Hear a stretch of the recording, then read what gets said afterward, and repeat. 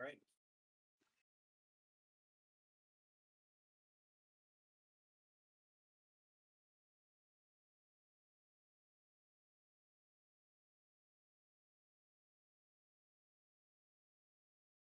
I think that this particular topic is of interest to quite a lot of people, given the amount of channels that already exist on YouTube and various mediums.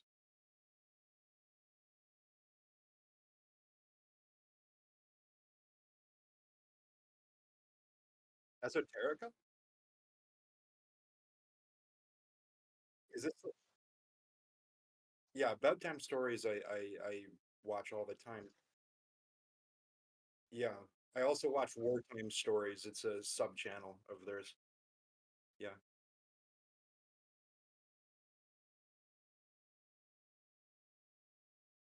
yeah. I mean, they might do it once a month. I think they're not like very. They don't frequently post. Yeah, used to be, but it's odd that some YouTube channels, when they get more successful, they post less or sometimes more, but like depending on the channel. And I know bedtime stories has more than, I think it has one narrator, right? The British guy, but I know the whole team's very big. It's got to be about a dozen individuals. Yeah,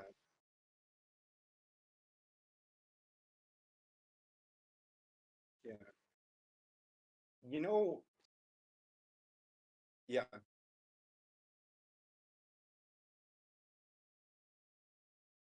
Mhm. Interesting.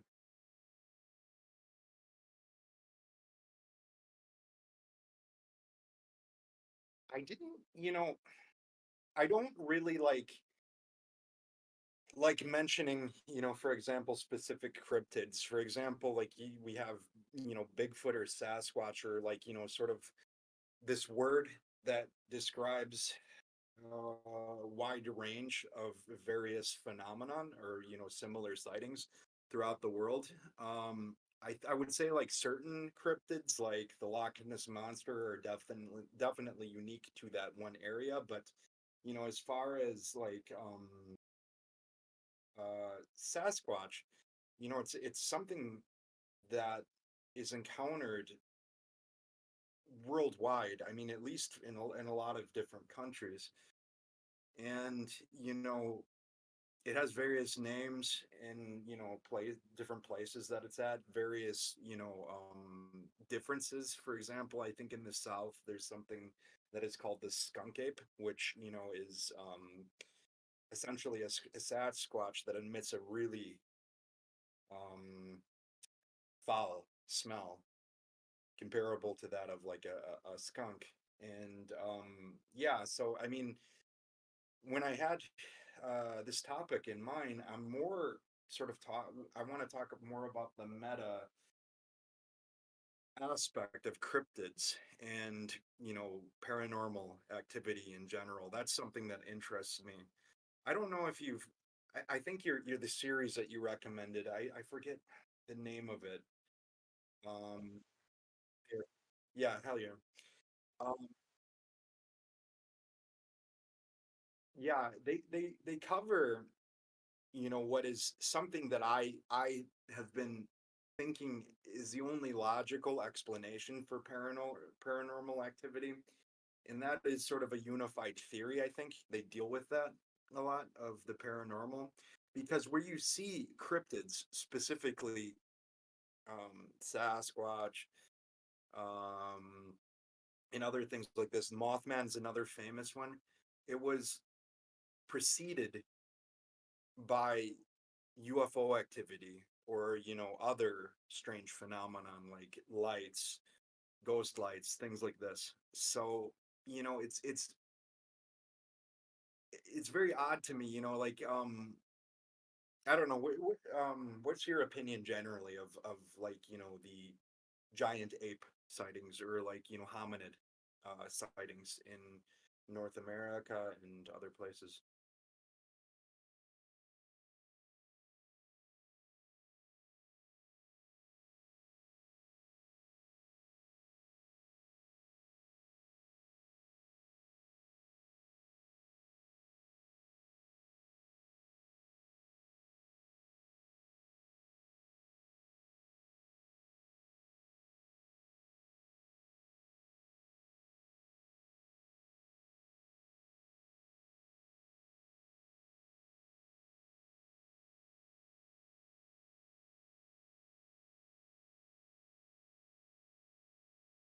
100%. And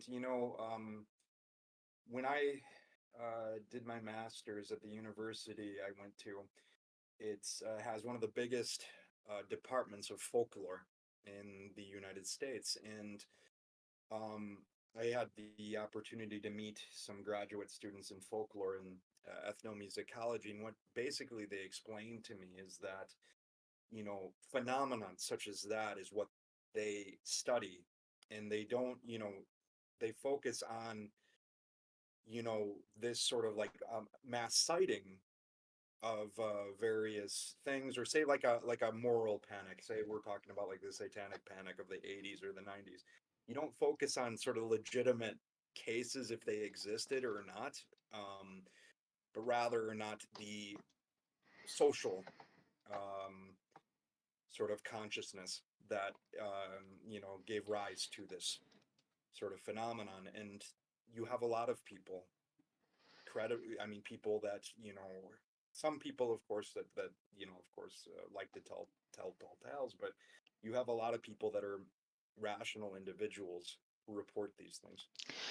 So to me, the fact that so many people see it means that there is something, there is a phenomenon there. And I would agree with you. It's nothing that I understand. Um, and the thing is a lot of people, I think that they try to look upon, these cryptids or phenomenon such as this, and they think, okay, there's a real live animal, a real hominid, stalking the forests in North America, or, in the Himalayas, or wherever.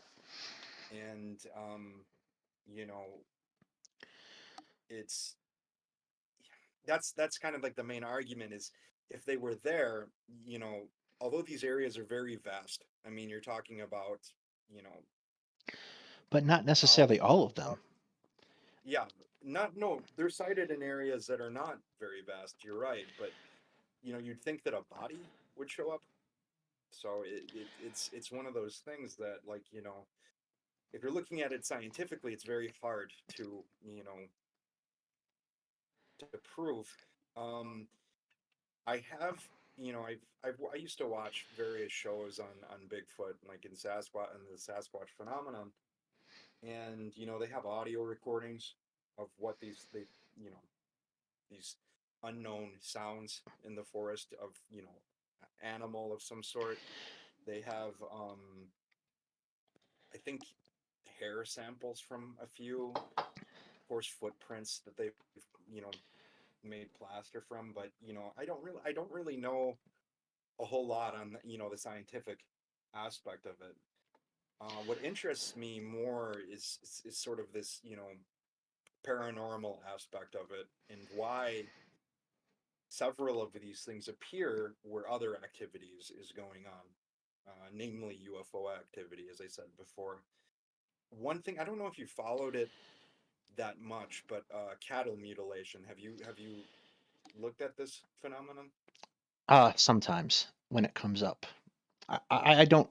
I look at the stories kind of in a bit by bit function. I'll look at something as an expression of a particular phenomena, so I don't necessarily follow mass phenomena. I also don't necessarily think that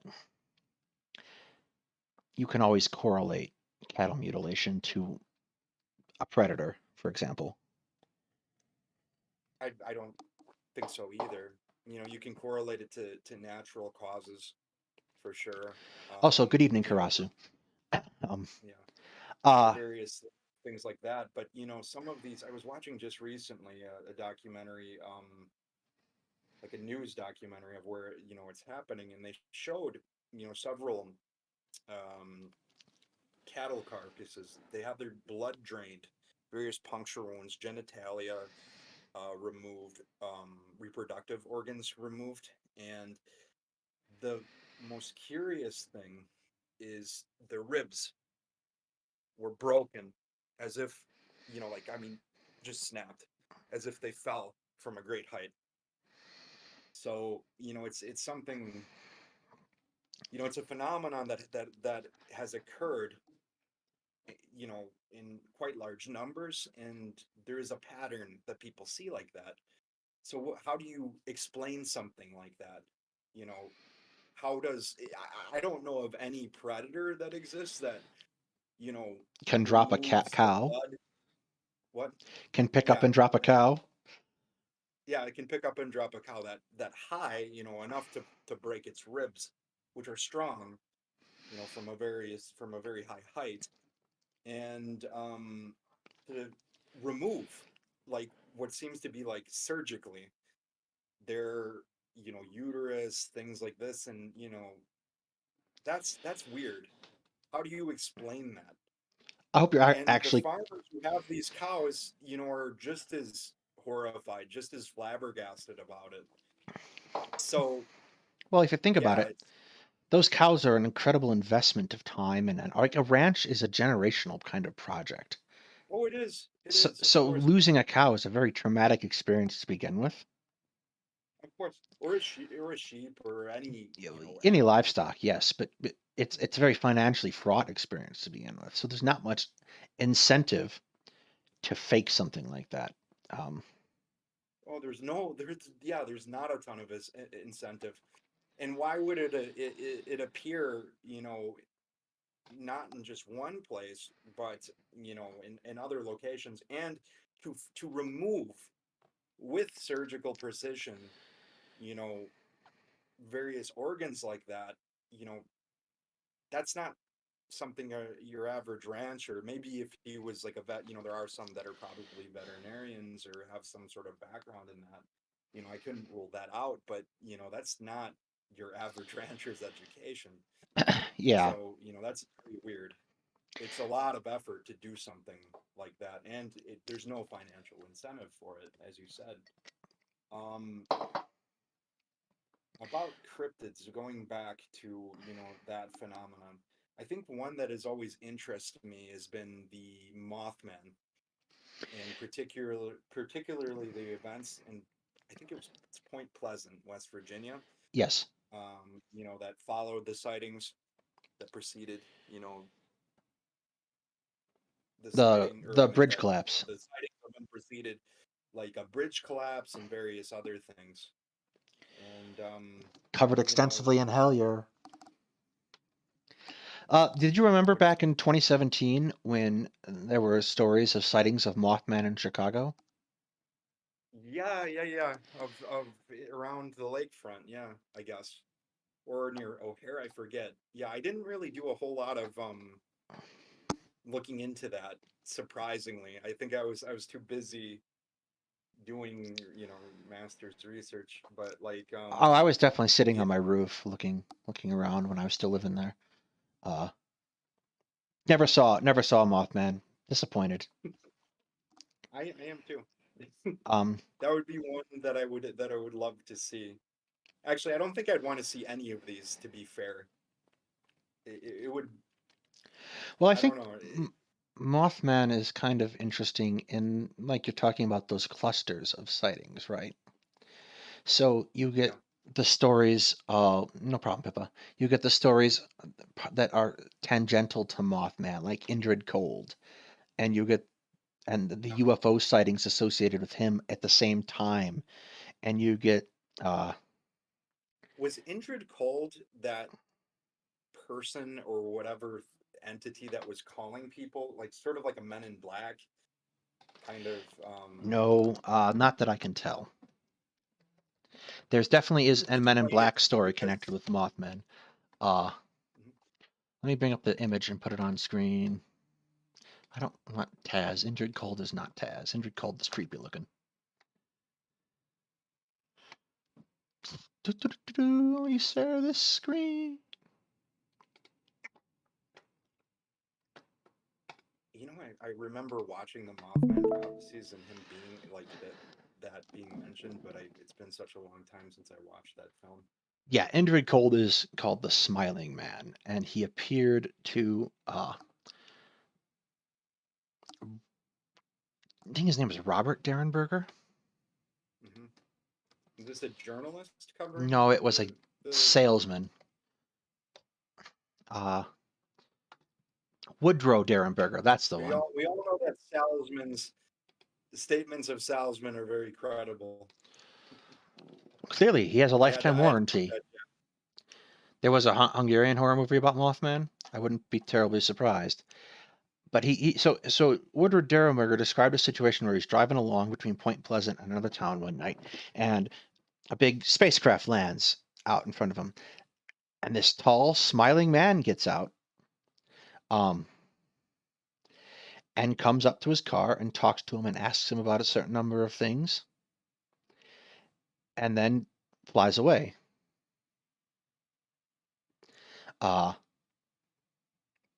And then over the years, Derenberger continued to concoct stories, and his daughter continued to put out stories about their interactions with Indrid Cold, and they built a kind of mythology around it. It's very hard to nail down that particular set of stories, but at the same time, two kids near Point Pleasant, walking home from the movies one night, reported being stalked by a similar looking man. That's just, I mean, just I don't know why, but the depictions of ETs that are like, semi-human with something off about them, those encounters scare me so much more than, like, for example, your typical grays or like things like that. Although the grays are a very scary phenomenon too. I'm not gonna lie, it's something, I have very weird fears, and I think that they're one of them. Um yeah. I might pull that off real quick. Yeah. The thing is, that's the point, I think, of this particular image. Like the way this is, Mhm. this gets into, like, to tie it back into something. Remember in Rogue One when they had Tarkin, the CGI Yeah. Tarkin on, and everyone thought it looked really off? Yeah. That There's a concept, phenomenon like that in robotics, or like cybernetics. I forget the term for it, but it's when you build something that is not human but too human, that it creates like this uncomfortable feeling among. it's called the uncanny valley. Yeah, the uncanny valley. Yeah. So, uh, like that we have this ability to recognize when something isn't quite right is a really interesting phenomenon to me. You're What's the matter? oh, your connection Hello? is a little. Hello? Can you hear me? I think Can you hear me? yeah, I can hear you. We're good. I Okay. think we're good. But this Yeah, this your connection was. Yeah. coming out. Let me put this closer. Yeah, there we go. The uncanny valley Okay. is kind of a like a really weird idea. Like we can sort of tell when something's not quite right. And like you could tell that that Tarkin wasn't Peter Cushing type thing. And like where this kind of comes from, this just not quite right idea, has made a lot of people speculate. I think there's a logical explanation for it, but it's really interesting that it Evolutionary exists. explanation. Yes. Like consider we are not the first set It is interesting. we're not the first set of humanoid species like Neanderthals are humanoid but distinct. It could be very easy to imagine a Yeah. situation where that instinct evolves so that we can recognize the difference between a Homo sapien and another type of hominid. That you know that that makes a lot of sense. I wonder, you know, if, for example, like one of us were to go back in time, we would have that upon seeing, another hominid species like Neanderthal. I vote Um, you go back in time. the thing is, the only hole in that theory is that among Europeans, in the European genome, there is Neanderthal. Like they've, done genetic studies of it. There is actually trace amounts of that, of Neanderthal DNA. So they did humans, Homo sapiens sapiens and Homo sapiens Neander. I think that's the name. I don't want to. any biologists or people on our channel think Homo sapiens Neanderthalis or something like this. There was interbreeding between these two species, and they were genetically viable too. I mean, close enough to create Probably. some But that sort of, doesn't necessarily yeah, preclude the concept of the uncanny valley. Like, and I think that's yeah, part of it. Part of it, like anything we see as paranormal, we oftentimes front load as scary. So we see yeah, ghosts as something to be afraid of, or we make we perceive them as like demonic infestations or what have you. And another thing I think is of really course. culturally interesting about all of these things is how often they tie back into religion. Like our understanding of the paranormal is very oftentimes based in our understanding of It's Christian. linked to, yeah, in the West, it's of course linked to Judeo-Christianity. In the East, it towards Buddhism or Confucianism, or the traditional ancestor worshiping religions in whatever country. But yeah, that's problematic in terms of looking at it, the phenomenon itself, because you know Oops, sorry. if you approach like for example ghosts, um, from a Judeo-Christian perspective, it's sort of antithetical, isn't it? It is, and like that's one of the reasons I really enjoy like the two people, the Greg and Dana Newkirk was a family around Hellier that did the investigation, and they sort of built this thing around it. They do a traveling museum of the paranormal and the occult, and it's actually one of the few patrons I pay monthly for. But Mhm. they take this perspective. They kind of take this perspective and try to remove it from the contemporary religion of the time, so they don't necessarily subscribe to the fact that something that scares them is demonic or et cetera, et cetera. They try to look at things as they are, and they do their own podcast called the title is eluding me, but it's on their channel, Haunted Objects Podcast. We That's need to it. try and invite some of these people. I don't know if we're probably way too small to start doing that, but it would be very interesting to talk to some I of would. these people. I think that approach towards researching the paranormal is a lot more holistic.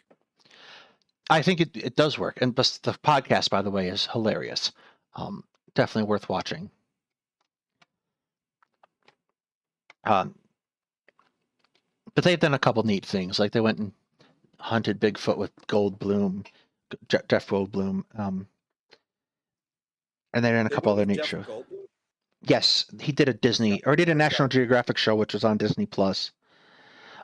Which I was That's doing when I wasn't interesting. watching Star Wars. Mhm. um, and they have this kind of holistic thing where they take it and they sort of try to explain it. And they did an episode a couple weeks back uh, about a Dybbuk box. I don't know if you The ever heard Dybbuk that box. story. Yes, the Dybbuk box. I know a lot about the Dibukim, in terms of Jewish tradition, and There's no such thing as a Dybbuk box um, in Jewish tradition. Anyway, they there's a did an lot of episode things about in that. Jewish tradition, that are not part of Judeo Christianity. A lot of sort of folksy things that made it into Ashkenazi Jewish culture that are not, they would be looked upon in many ways as heresy, or antithetical in traditional Judaism, but they practice these things. For example, it was common for Jews in Eastern Europe to have amulets, for example, to ward off against various curses and things like this. Um, Same thing with Christians, also in Yes, Eastern Europe. That's the interesting thing, actually, about Eastern Europe as compared to Western Europe. You have a lot more of, less of this witch panic and, occult panic. It exists, but, it doesn't reach the I don't know if it's maybe because in Western Europe you have, very large church structures which are heavily tied to government, whereas in, Eastern Europe it's a lot more loose. You That's just kind of the nature of the Orthodox Church in general. And what's interesting too is, there are witch trials in Eastern Europe, but the vast majority of people who are accused of witchcraft are men. So they don't have this massive, you know, killing of women Yeah, in Eastern it Europe. very interesting. I Which think is there's a different approach that happens with like in Eastern Europe, especially because they have this fusion of pagan and Christianity that's much more upfront than the one we're used to. they You and do, I, because Christianity comes there a lot later. yes, because you and I are very used to. You were non-denominational. You are non-denominational, if I recall correctly, right? Yeah. And I was raised Catholic, left by. Hmm. See ya. Anyway, there's this the very much hiding the pagan undertones in this Western Christian tradition, and that just doesn't happen. Like for example, my grandmother's family's from Lithuania, um, and it's Yeah. much more pronounced in her side of the family. Oh, it's in the Baltic countries, especially Yes, Lithuania and Latvia. It's extremely pronounced because these are the last countries that are, brought into Christendom in Europe. And, there's still songs, traditional folk songs in Lithuanian that mention the sky god, yeah, their version of the Indo-European sky god. I think Perkunas is the name of it. So yeah, the same, you can find this in Slavic cultures too, in a lot of them. And even, the practice of icon, iconostasis or whatever, this is has pagan roots. yes. I Um, Various were given the persona of various Slavic pagan gods. So like I think I don't know if it's Saint George or Saint John, I forget, who is associated with Perun, the lightning god of the Slavs. There are far too many But that's a saints. whole another topic we can nerd out about, Yeah, I was about to regarding, say one day we should sit and talk about Indo-European faith and how it spread and how you see so many different aspects of it all across the world. It's really one of the neatest things I think is that one thing, to go on with that topic. A lot of people who, you know, they study um, the Hellenic world and Roman world together, and it makes sense because they're so geographically sort close and of. they have ties. But, Jupiter is still, from what I understand, it's the same difference as for example, Perkunas and Perun, or Thor or something like this. They're separate name. They're not the same exact same god. They might share certain traditions and stories because, um, the geographic proximity. But as I understand it, the Romans have their own pantheon, which it's closely tied to the Greek pantheon, but it's still a separate pantheon. Yeah, that's like one of the things that I have noticed. Like you talk about commonalities in these clusters of activity, like people recognize lights and weird lights. And I've spent a considerable amount of time in the woods in the dark, and I will fully cop to the fact that if you're not grounded while you're out there, it's kind of creepy. It's easy to scare yourself. It's innately creepy for a human for person, because I mean that's our biology. That's, the dark is the time where you're most vulnerable, where you Yeah, cannot see, your senses are nullified, and it's the most dangerous time to be, for predation. I mean, that's where the roots of that fear of the dark come from. That's a very natural a- fear. absolutely. And the thing that used to get me, like in ROTC, we used to do night land navigation, right? So we go out and look for Yeah. trees in the forest at night, which, by the way, is ridiculous. Anyway, you're looking for a specific tree in the forest. It's a whole lot of fun. At any rate, all you've got with you, as far as light goes, is a military issue flashlight which is a red light and it's not Yeah. very strong, and it's very easy to scare yourself when you're out there alone. Like you have to Oh, of course. keep your head about you. So I get why Yeah. people are inherently afraid of the dark and they have these cluster sightings. Because I swear to God, I've been out there and I've heard weird sounds that I know are just perfectly normal things in the daylight that are sound much more ominous at night. Yeah. And it's because of that just natural fear that we have as human beings.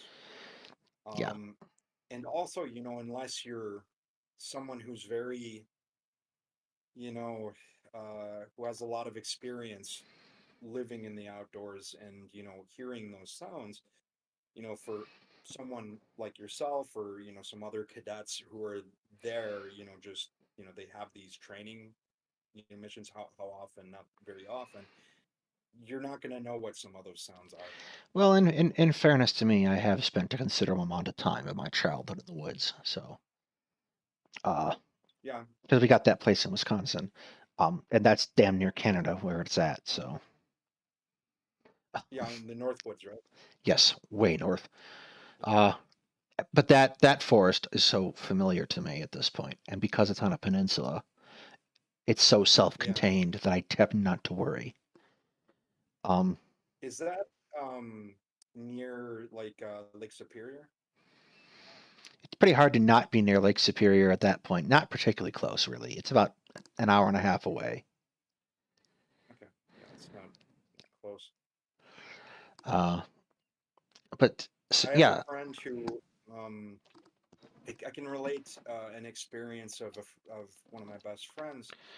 He also, throughout his childhood, he used to spend time in the north woods of Wisconsin.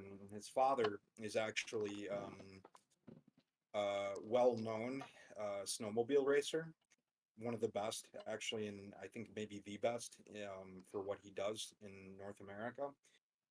And he recounted to me a story of him, his father, and his cousin.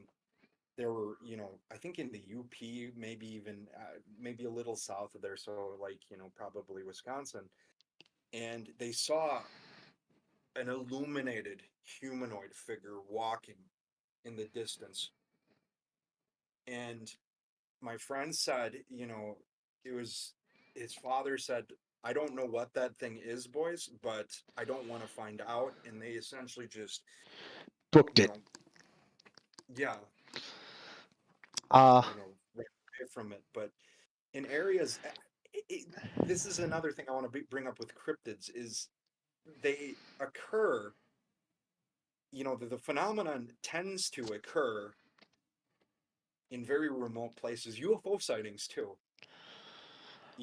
much, much, much more so than, in built up areas. Although with UFO sightings, you have very famous cases like the Phoenix lights and, of them being sighted over cities. But like, um, you know, like why does this phenomena occur in remote forests that, have very little human habitation? That's something that's odd to me. It's not odd, looking if you're looking upon cryptozoology as a, just a singular phenomenon. So of course you're going to there, if you're looking upon them as, some sort of unknown biological creature, tangible creature, it makes sense that, okay, the that they would exist in a remote area. To me, it's a little odd that a hominid would exist in, North America, especially, in regards to like forage based, because, our closest ancestors, chimps and gorillas, gorillas I think are almost entirely vegetarian, almost entirely. And chimps, they eat insects, chimp don't they? gorillas do eat insects. Chimpanzees do eat meat. They actually will, Yes, I know chimpanzees do. Chimpanzees are kind of disturbingly weird, just in general. chimpanzees are that one animal. I always tend to love animals more than I like people, and chimpanzees might be an exception to that rule. They're so much like us, and even worse in some aspects, I think. Yeah. but I don't necessarily like much of North America in general, both the United States and Canada especially. I'm not entirely certain about the population density in Mexico. I should actually look at that one day. But like huge swaths of this country are just utterly unoccupied. There's so much empty space with There, which there is a ton of empty space, and and one of the hard and fast rules I've kind of learned in life, if you're not actively watching something, you don't know what's going on there. It's just you can't really speculate or whatnot. Like so you'll get cases like these ranches. Like of there's a course, yeah. couple stories out here in Colorado uh, that are really interesting and fortunately at least 30 miles away. Um, uh, Yeah, hang on. Okay, we're back. I thought we were about to lose the stream. Okay. There's a couple stories in Colorado that are just like a lot of those cattle mutilation stories. I've been hearing some of those recently too, here in this state, yeah. in various counties. There are a lot of Native American legends out here too. Like Did you watch on Netflix? I don't know if you have Netflix or not. it is not on Did my you streaming watch budget currently. the reboot of Unsolved Mysteries that just, they just yeah, so I mean it's not a shadow of how it was when Robert Stack hosted it. It's kind of singular episodes, much more in line with like modern, crime documentaries. But they also do, they stick to their old formula of doing, paranormal and you know unexplained phenomena. And one episode that they did recently was, on the uh, sightings in the Cherokee or no, Navajo Nation. And Of they interviewed a ton of the Navajo park rangers, and they explained some of the things that they've seen, which range from these hominid creatures to UFOs. And the interesting thing in Navajo legend is they say that they came through the sky in their legend like a portal is what kind of like, I mean, they don't have the word of course, you know to describe, I think, like they don't have a word for that, but that is how they describe their origin story. I mean, it's not something that's uncommon among various people, but it's interesting. And the way that they look at this phenomenon is largely through these their own religious background and their own yeah, ethnic background, and it's very interesting. I really recommend you watch that episode if you have the opportunity, I because well, we'll see. I don't know who a Netflix password I have to steal anymore. Native American, I'm reading chat. Native American legends getting maybe I can popular in creepypastas now. By the phenomena of urban legends and creepypastas are important here too. Yes, I absolutely agree, Karasu. Um, we recontextualize and reconstruct myths and stories through these modern retellings. Even if they're kind of, Reddit shitposts, they still have some, I think, cultural value. Because they're coming from a of course. place. Like even necessary stories that are on the face not believable that come out of creepypastas. Like I think the one coming to mind immediately is the Russian sleep experiment. Seems plausible. The Russian sleep experiment is so, I mean, it's not, there's no truth to it, Now there's absolutely no but truth to it, it's but it very, feels real yeah, at times. Like there is a it does, feeling yeah. to it. Um, Mhm. uh, There was another creepy pasta that I read a long time ago. It was this is where bad kids go, and it's the setting of it is in Lebanon during the civil war there, and essentially they were talking about a show, like a television show that was being aired at the time, where whatever it was a cartoon that had some moral message, and at the end of the show there were credits and a shot of a room that had a chair and various, like, torturous devices, and it said in Arabic, "This is where bad kids go." And sometimes they'd hear screams and things like this coming from that room. And yeah, those are, the people who come up with some of those stories are brilliant. Just as brilliant as a lot of the great horror writers that are around now, like Stephen King or Dean Koontz or some of these other people. But yeah, I remember the Russian sleep experiment, and that's something I enjoyed that story a lot. Um, to get into the history of something like that, there weren't as many. There were doctors in gulags that did various research on especially on how much like a prisoners could work. You know, in regards to like their the nutrition they were being given, but there wasn't like unlike in the case of the Nazis or the Japanese, there wasn't any sort of like human experimentation going on at that widespread of a level. So the Russian sleep experiment, of course, is completely false, but it's a very interesting tale. It's compelling, I think, in a very unique way. It is, yeah. What one of the other very compelling stories to me, I think. Uh, Everyone should watch Hellier while you're here. Also, while we have viewers in chat, I have pinned at the top a GoFundMe for a family that is working to not be homeless. If you are able, please consider donating. It would help out a great deal. Where was I? I had a thought and I lost it. Damn it. That was important though, so it was important. Yeah, one of the stories that I everyone go watch Hellier. The stories that came out of that is this concept of these tiny creatures that appear all up and down the Appalachian Range, coming out of caves and whatnot. Like it's a really compelling story, or much more pertinent to us, tiny creatures that live in cornfields. I don't know if you've ever heard those stories. No, no, I never have. What are they? This actually, I need to bring that up to do the full story justice.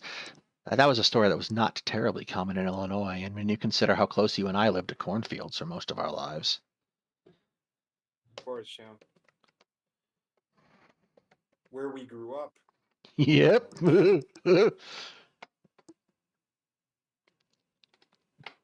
Creatures in cornfields. I'm somehow, brought back to like I don't know if you've seen the movie Children of the Corn, like this, sort of god, like demon that, manifests itself in the cornfields, and somehow in some Nebraska town they make a pseudo Christian religion out of this corn god and kill all it. I don't know why they do it. They kill all the adults in the Yeah, that's town. pretty much the idea behind the customer service at Chick-fil-A. Um, uh, yeah, I went there. Chick-fil-A creeps me out. Like they're like my pleasure. Like just chill out a little bit there, Gertrude. I never, I have never had I don't know why. I've never been there, and I've never had the desire to eat there. Not even, for any political reasons, but That's just well, it's the because I've same. I never. don't go now because of the money they are putting into things, anti-LGBTQ things. But I never liked it the couple times I went before that. Like it wasn't that much of a sacrifice to me to eat the bigot chicken. Um, When it first came in, that same friend that I was, yeah, when it first came in, that same friend that I had mentioned who had, I recounted his story about that unknown, creature or phenomena thing that he witnessed. Um, he works, does paving. He's done it for most of his life now. This was when Chick-fil-A was new in the area, and I remember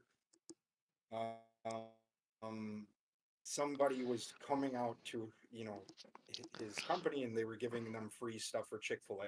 And I remember we were at the Borders in Orland or in you know the uh, near where we lived, and my friend was wanting, he was so adamant that we go and try it, and I'm like, I don't want to go eat that. And we ended up not doing that, and then when he did, he ended up getting sick, like really bad. So yeah, No, Carol, so that's exactly right. Like, I think there is a lot of ways that horror stories and science fiction stories intersect in how they try to explore humanity. Um, there's a lot of themes that run very similar uh, throughout both, and like there's kind of this what both science fiction and horror kind of ask a similar question of what we become in the absence of what we know. Hmm. Um, anyway, corn.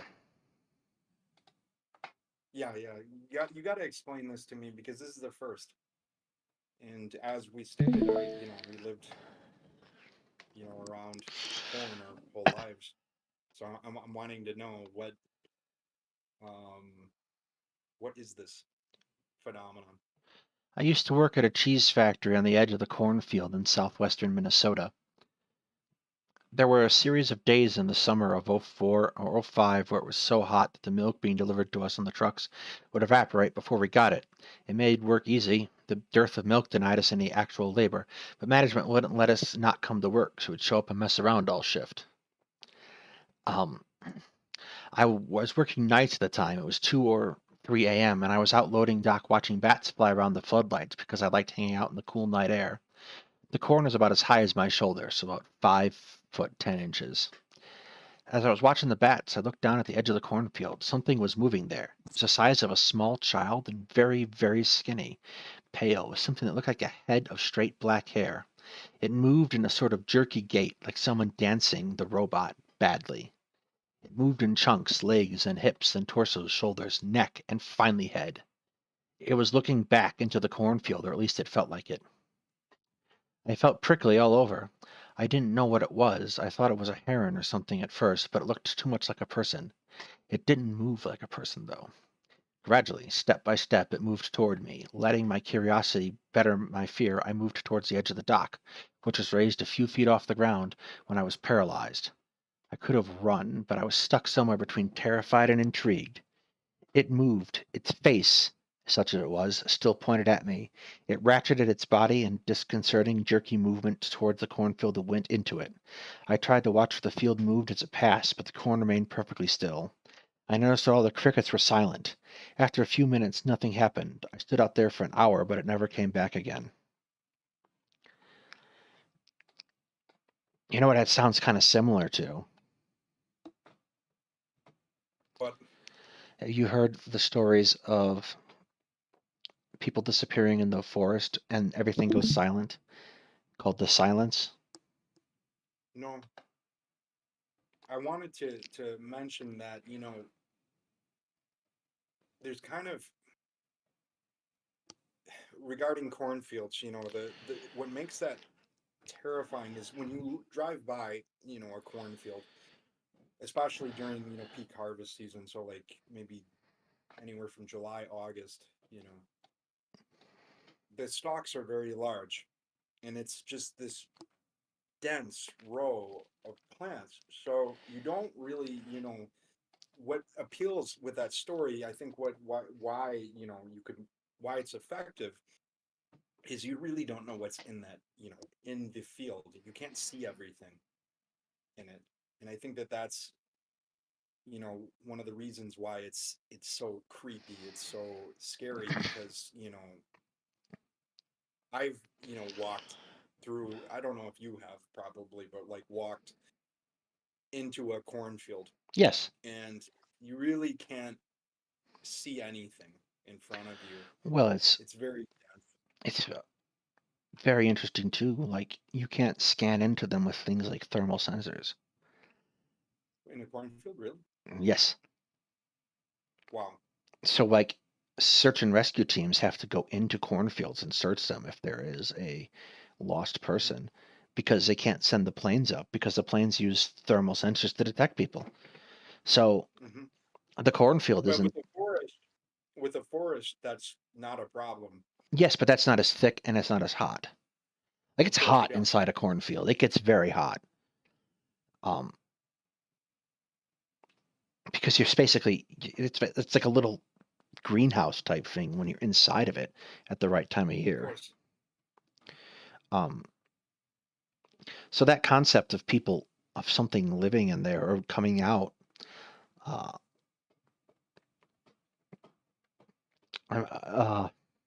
probably would have made me more cautious as a kid. um, And then going in them. yes. I don't know.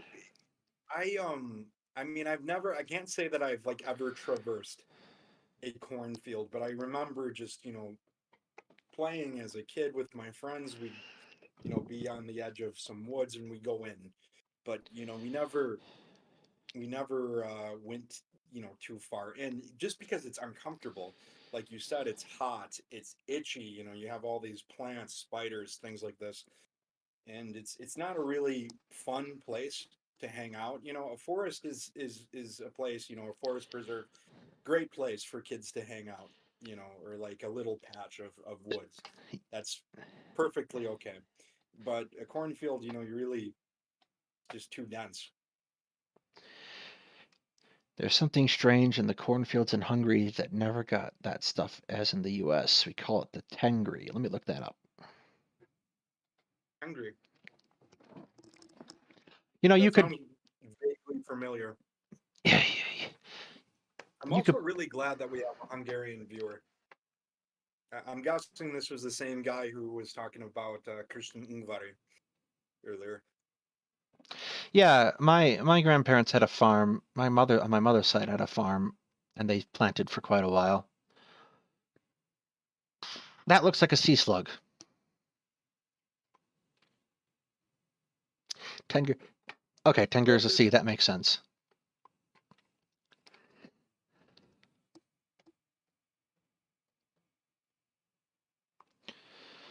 It's also apparently a cryptocurrency. Figures.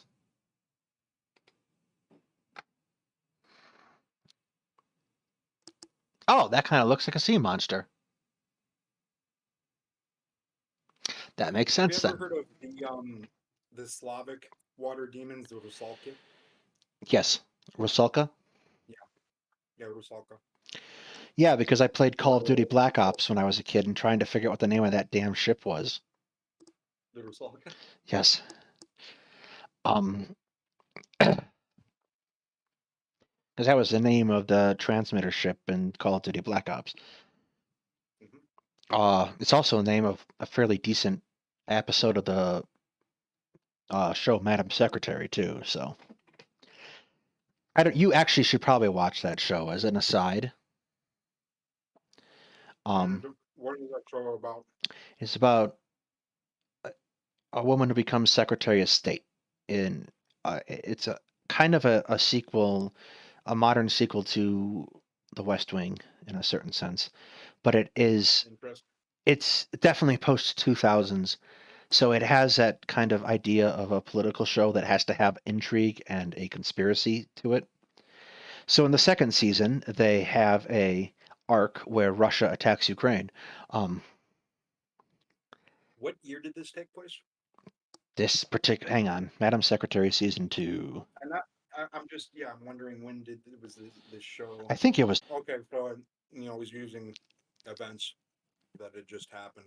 Yeah, it was May. It was 2014, 2015. What's interesting is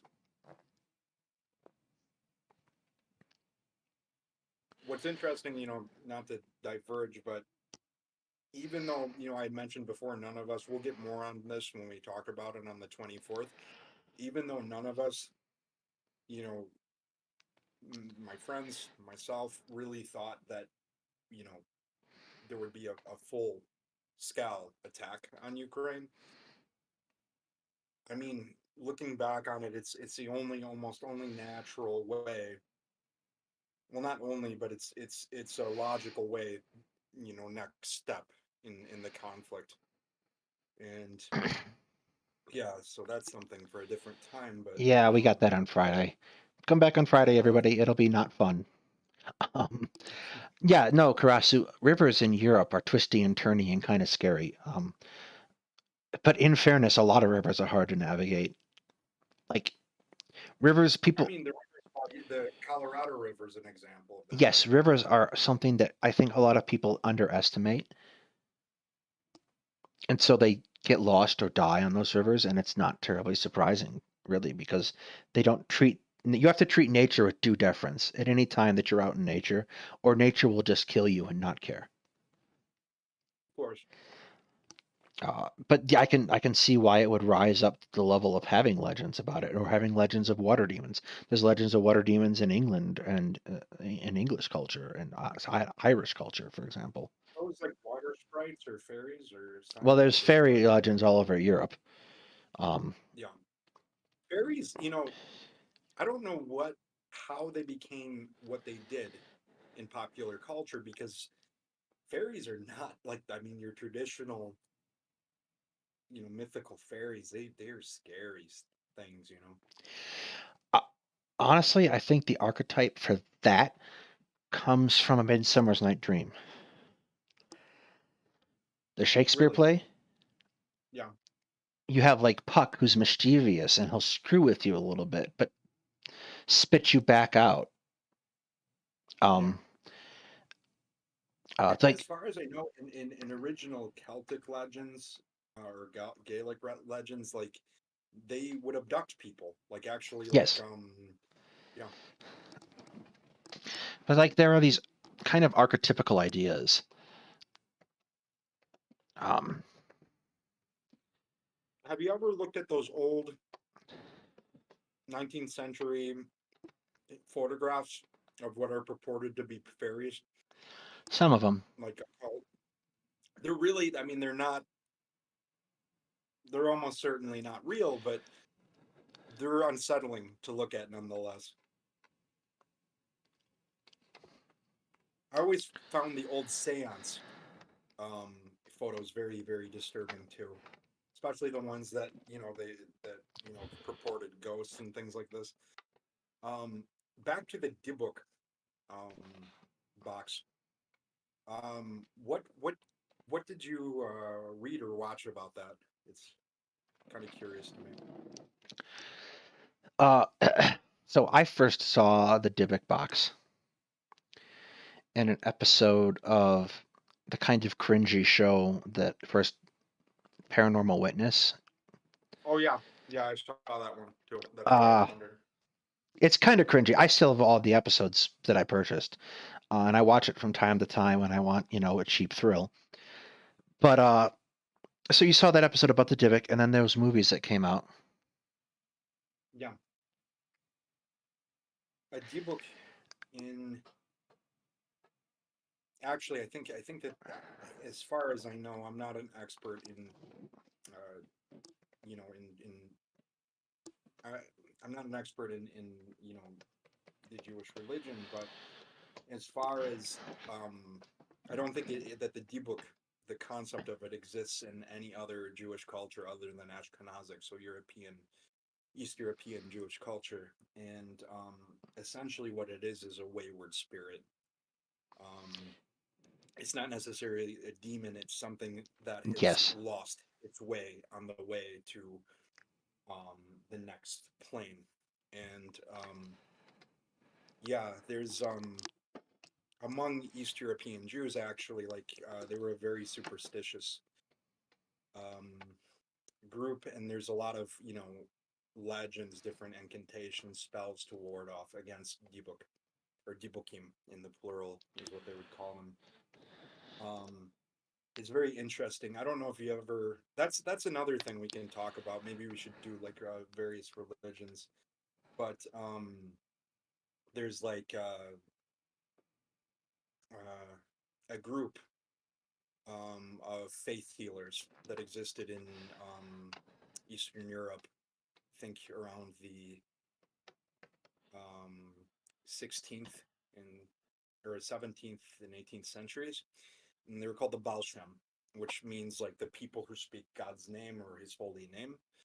And even local Christians, so like Slavic Christians, would employ their help to ward off against various unseen forces, and also like heal them, like they had various folk remedies and things like that. this, some of which were very counterintuitive. So like there's an old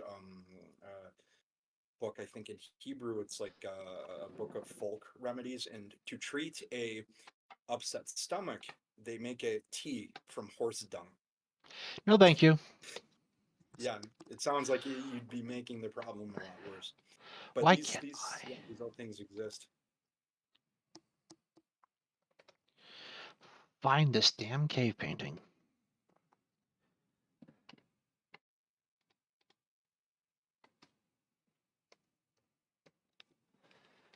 Is this the one I'm looking for? This is the right cave, but not the right image.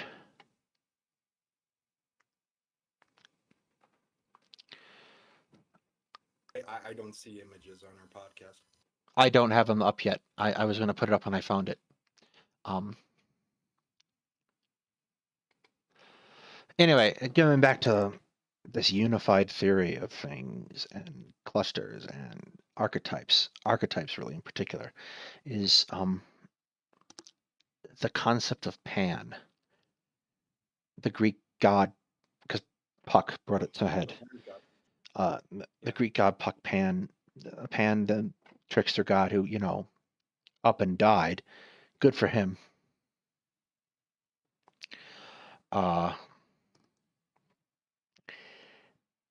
Like people find that Isn't particular that where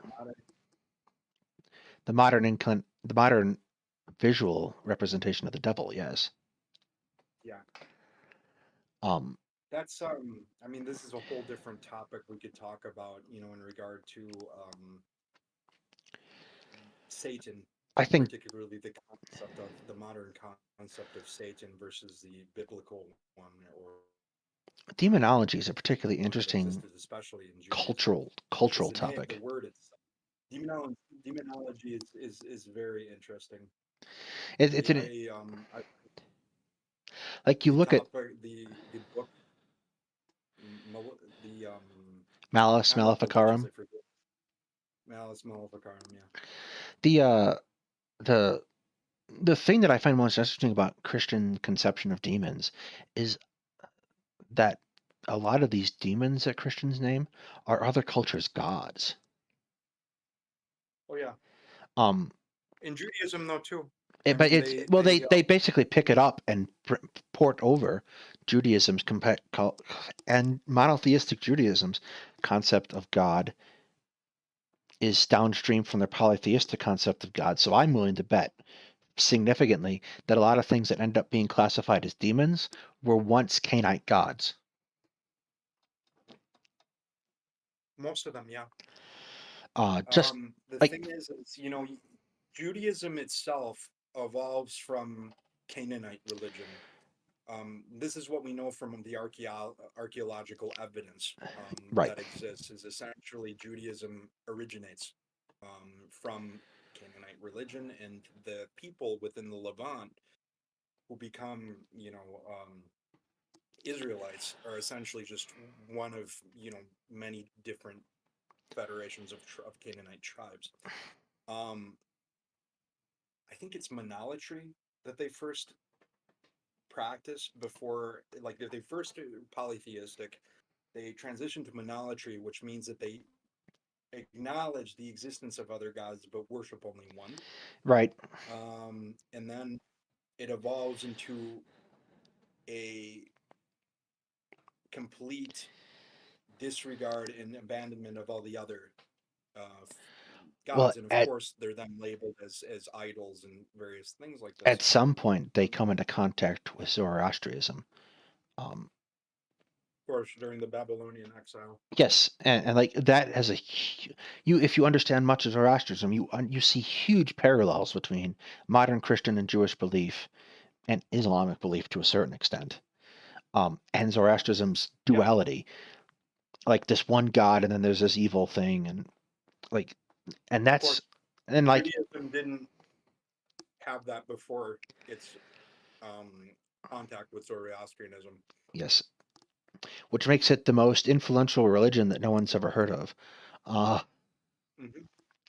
The thing though, like for instance, what comes to mind is Carthage principally worships Baal, which is spelled the exact same way as the Jewish demon. And Carthage is originally a Phoenician colony, and if it's a Phoenician colony, they would have been in the same region as the Canaanites.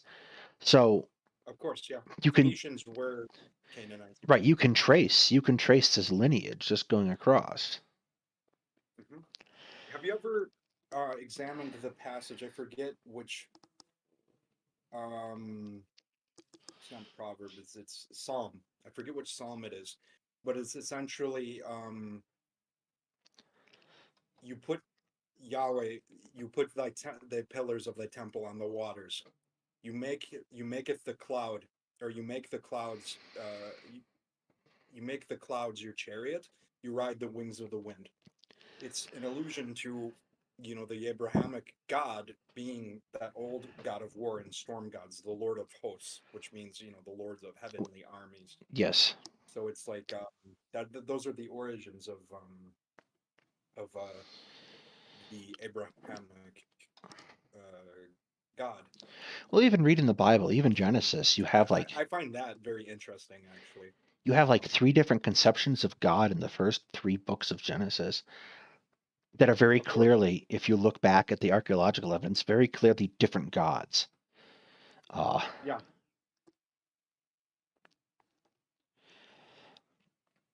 and and getting back to that, like it becomes this so almost codified. Like I think you could even actually call it a codified study of demonology in Western European tradition.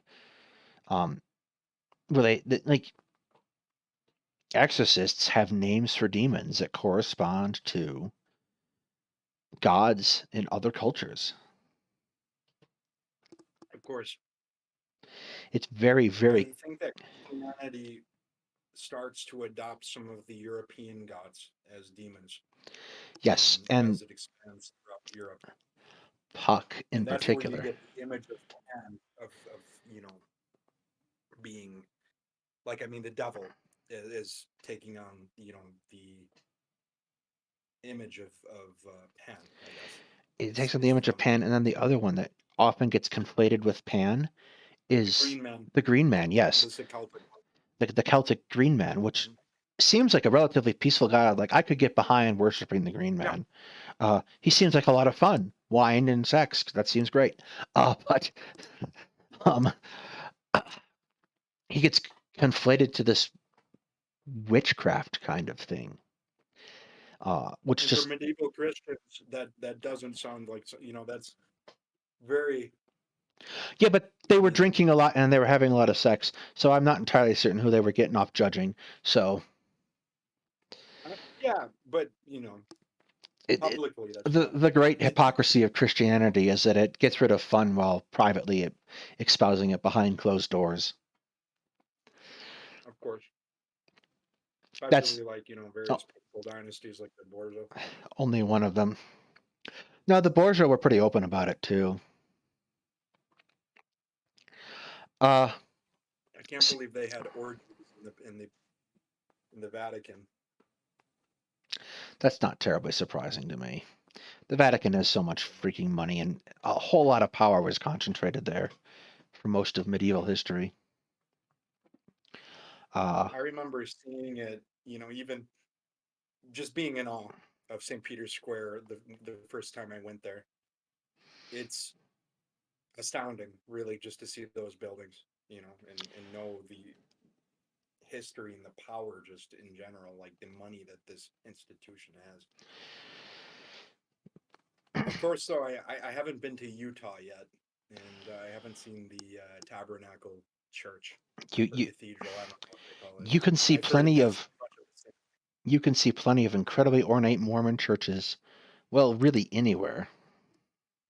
same. Hmm. There's one not that far from me here. There's that one out by Orland where we were. Uh, I don't know if you remember that one. I you know, I'm often I think like Protestantism, especially as you go into later movements. I remember I was talking to a Ukrainian friend of mine, and she was saying, I just don't understand how, like, I forget how she related to Protestant churches, but she's like, if this is supposed to be God's house, why does it look like a you know, she was basically like ripping on the non-ornateness and austere nature of Protestant, American Protestant churches. And because I was talking to her about the one that I was going to, which had Russian language, has Russian language services, and she was just like, how do you go to a place like that? Well, Orthodox churches are a little extra. Uh, Oh, little, little extra. they're a lot. Ah, I've been in a couple. I'm like, And that's actually one thing that's, it's with Orthodox churches it is antithetical a little bit because you have images, of saints and all these other things. And in traditional, I don't know if in Roman Catholicism it's the same. You do have a lot of imagery, especially in early Catholicism and some of the early churches. You have the stained glass windows, various things like this. But traditionally, um, I remember, isn't it true that when the Romans sacked Jerusalem, when they went into the temple, they were astounded when they saw nothing, that there wasn't an image of the Israelite God. yes. In fairness to the Romans, though, they had a hard time conceptualizing things outside of Rome and Roman religion. Of course. Like, they had a really hard time conceptualizing Judaism in general. I don't know if you ever watched the HBO series Rome. No, I haven't. So it tells a story. The first season is about Julius Caesar and his civil war. And it's a fairly compressed event. And the second season is about Mark Antony and Augustus. So it basically takes the first and second triumvirate and smushes it together in a fairly small time frame. It's a very good show, though. One of the key features of the series Rome is that I absolutely love is they have a newsreader who kind of does events. Like he sort of narrates events by going out into the square and announcing things to the people in the forum. And he's basically one of the few static characters throughout the entire series. But he goes out. You know what's up, Bubba? He goes out and it's about the time that Herod is visiting Rome when the second triumvirate's in power. And he's like, King Herod is in Jerusalem or in Rome today. Keep all mockery of Jews and their one God to an absolute minimum. And it's just they did a great job in that show of portraying the kind of almost alien way that these cultures interacted. Yeah. We've gotten way off topic, haven't we? We really have. We were supposed. This is why we need a prompt. Yes, fire the producer. It's me. Fire me. But no, I mean, that's how it happens when two guys talk history. Pretty much. With that, I think I'm gonna call it a night because I Yeah. have to take care of stomach. I gotta take some Pepto Bismol. Doctor, brother. I don't know Doctor. what. I really, really should. I'm feeling better than I was yesterday. Yesterday, my stomach was about as bad as it's ever been. And yeah, I don't know. I've heard, I went into my job today just very briefly to do some work and then I left. But like I heard from some coworkers that there's a stomach virus going around. So, Oh, good. So yeah, before we go, we have kind of a packed schedule for the rest of the week, assuming we keep it. So tomorrow night, I don't know what's happening. We'll reconvene and figure out the schedule sometime tomorrow. But we are going to try our best for the 24th to be Ukraine update. we'll be able to do that for sure. Yes. That's a given. I'm gonna have some words to say for sure. And it's a very heavy topic for me, as you guys all know. So it'll be interesting. It'll be yeah.